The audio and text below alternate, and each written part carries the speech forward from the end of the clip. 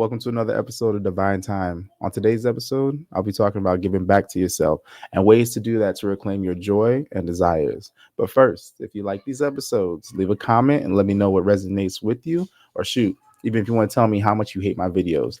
Anything helps, but I'm always looking to better myself. Accountability and growth always. So hit that like, run up the algorithm to get these videos who need them. Go ahead and comment so I may learn what I'm doing good and what I can do better. Share, for that's how knowledge is passed on, and subscribe if you want to see more of me. So anyway, let's get into it. Finding yourself, reclaiming your joys. One thing that gets me is we live in a world that constantly pulls us in different directions. Family, friends, work, and responsibilities, they all demand our energy, leaving very little room for ourselves.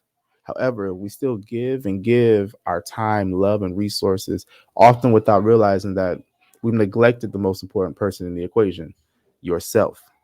But what happens when we continuously pour into others while ignoring our own needs? Burnout, resentment, and an overwhelming sense of being lost. We forget what it feels like to do something just because it makes us happy. We put our dreams on hold, telling ourselves, I'll get to it later, but later never seems to come. This is where I'm currently at in life. The personal things that I have been through, seen, and secrets I'm still holding for others who have shown that they don't care one bit about me or anyone else. It's time to change that. It's time to give back to yourself, myself. Now, why does giving back to yourself matter? Well, when we neglect ourselves, we lose touch with our passions, desires, and even our identity. Giving back to yourself isn't selfish, it's necessary. When you prioritize your well being, you're not only happier, but you also show up as a better version of yourself for those you love. Think about this. What things did you love to do that you seem to not care much for anymore? What excuses do you tell yourself on why you can't or don't pursue those passions anymore? Think about it. When was the last time you did something purely for you, not out of obligation, not because someone needed you, but because it genuinely fed your soul? If you can't remember, that's a sign it's time to start making yourself a priority again. So stop going out with friends just to turn to be the babysitter of the grown children or the designated driver. Stop being there for others who will not do the same for you. Here's some ways to give back to yourself. Listen to your inner voice. What do you want? What have you been putting off? Take time to reflect on your Hey, dreams. beautiful souls. If you love deep conversations about life, love, and spiritual growth, help us reach more like minded people. Like, comment, and share to push these powerful episodes through the algorithm. Let's build a community that thrives on wisdom and connection. Find us everywhere: YouTube at Danley_Divine, Facebook and Kick at Divine Time Podcast, and also follow the blog, divinetime.blog. If you're looking for your soul tribe, join our Telegram group, Warriors of Love. Together we rise. Divine time is now. On that one. But I mean, when it comes to listening to your inner voice, when you think of something that I have started doing is when you think of something, go ahead and do it. Write it down. If it's an action, go ahead and do it right then and there. Because procrastination is like masturbation. You're just fucking yourself in the long run. Might feel good at the time, but it's going to do more harm than good in the long run. Now, rolling into the second thing, you want to set boundaries. Now, there's a lot of individuals who really don't know what boundaries are. Boundaries are not rules. A lot of people will say they're setting boundaries and they're actually stating rules. Rules is telling somebody what they are going to do or what they're not going to do. Boundaries is stating what you're not going to tolerate. You, the individual. For example, if I set a boundary saying that I'm not going to get upset about things that I have no control over, that's a boundary. Now, a rule would be my wife cannot pull me into something that's going on at work. That's not a boundary. That's not has nothing to do with if this happens, I'm going to do this. That's stating that this person can or cannot do something. That is a rule. Rules and boundaries are completely different. Setting boundaries. You don't have to say yes to everything. Protect your time and energy by setting limits on what you take on. Saying no to others sometimes means saying yes to yourself. I had to get out of the habit of being reliable to everyone but myself. I realized that a great majority of my time was taken up by thinking of and putting others before myself. Had to create healthy boundaries and stand 10 toes down on them. However, when you set boundaries, beware that those fake friends will start to fall off. Either they'll stop calling on you because they're no longer a priority in your life, or you will notice them saying you changed. And it will feel draining on how often you seem to argue with this person.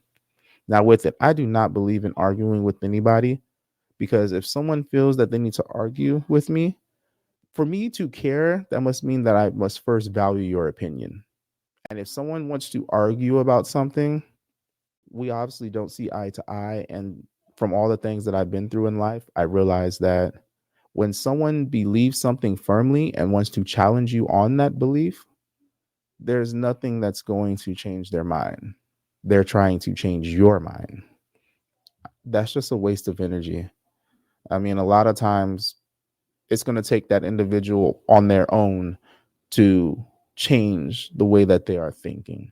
That is not your responsibility. That is not my responsibility. That is their responsibility to change their mindset. A third thing that you want to do, and this is something that a lot of people struggle with. A lot of people struggle with doing what brings you joy without guilt. That is the important part. The without guilt. All right. Whether it's reading a book, dancing, traveling, or simply resting, give yourself permission to enjoy life. Your happiness is just as important as everyone else's. In this societal, normal world, we are groomed since birth to think about how the world perceives us. Am I pretty enough? Am I smart enough? Am I this? Am I that? We allow the thoughts of others to dictate too many of our decisions subconsciously. You don't necessarily think, are people going to judge me for reading at the park? But that weird feeling comes over you, and many will choose not to bring that book because of it. However, sitting on your phone at the park alone is better? Question. The fuck? Go do a random twirl in the aisle of Walmart. Speak to a stranger and spark a conversation. Be as carefree as a toddler. They do what makes them happy and don't care who is watching. Return to your true self. Your true self. I say that again. Return to your true self. Have you ever looked at a toddler, an infant, a baby, and they're always smiling? They're doing what brings them joy. They're doing what they love. They're not doing what they're told. Well, if you tell them to do something, they probably will. But the first instinct that they have is to do what brings them joy. My daughter will go in the living room, pull a chair out into the middle of the living room, and twirl and spin and dance around that chair, having a good old time.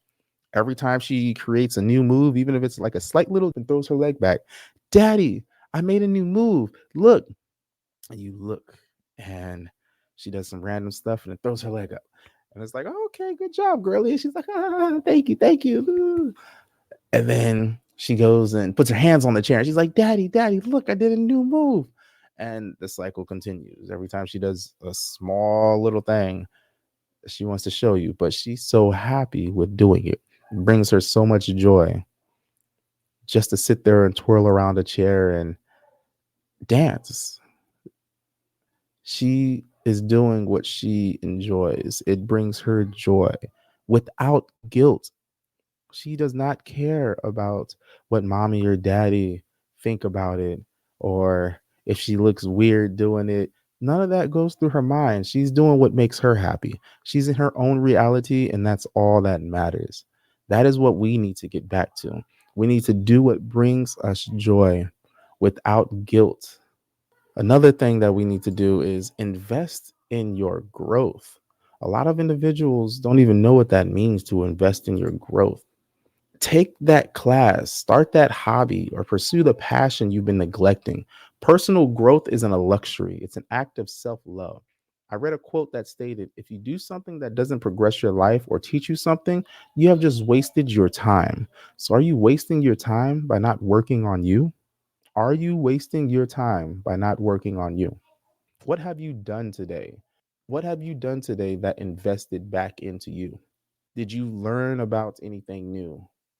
I live my life by three daily rules. Every day I strive to bring a smile to somebody's face. Every day I strive to influence someone on a positive level. And every day I strive to learn something new. For if not, I'm getting complacent. And one saying we always had in the Marine Corps was complacency kills. Hey, knowledge is power, right? The more you learn. Now, with it, go do something. Read a book. Learn about how to fix cars. YouTube teaches a lot of things. There's a lot of things you can learn from YouTube. Since everybody's always on their little mobile device, a handheld computer, there's a lot of things that you can do to grow, to invest in yourself. Now, with it, you have to apply the things that you learn as well. Because it's one thing to have the knowledge of something, but to have the intelligence is being able to apply it. Thank you, Brother Ralph. Appreciate that. See, I listen. Another thing that you can do, or the fifth thing that you need to do to really find yourself again and to bring that joy and desire back into your life, is going to be prioritize self care. There's a lot of individuals who do not have a self care ritual. They do not do anything. They go to work, they come home, they lay in the bed, on their phone all the time, get up, go eat something, go back into their bed, go to sleep, wake up, go back to work, and the cycle repeats. How are you prioritizing self care? What is your self care? What are you doing that is different? That is just a groundhog day. Take care of your mind, body, and spirit, whether it's through meditation, exercise, or simply taking a break. Nurturing yourself is essential. If you are constantly on go mode, here, there, and everywhere, when do you get to see the fruits of your labor? The body will wear down, the mind can forget, and the spirit can get weak. In the Marine Corps martial arts program, we call this the warrior ethos. You deserve it. Giving back to yourself isn't about neglecting others. It's about remembering that you matter too. You can't give your best to the world if you're running on empty. So today, make the decision to choose you, not just once, but as a daily practice. Because when you give back to yourself, you're not just living, you're thriving. It's time. What will you do today to give back to yourself? Relax your mind. It's divine. Hey, beautiful souls. If you love deep conversations about life, love, and spiritual growth, help us reach more like minded people. Like, comment, and share to push these powerful episodes through the algorithm. Let's build a community that thrives on wisdom and connection. Find us everywhere: YouTube at Danley_Divine, Facebook and Kick at Divine Time Podcast, and also follow the blog divinetime.blog. If you're looking for your soul tribe, join our Telegram group, Warriors of Love. Together we rise. Divine time is now.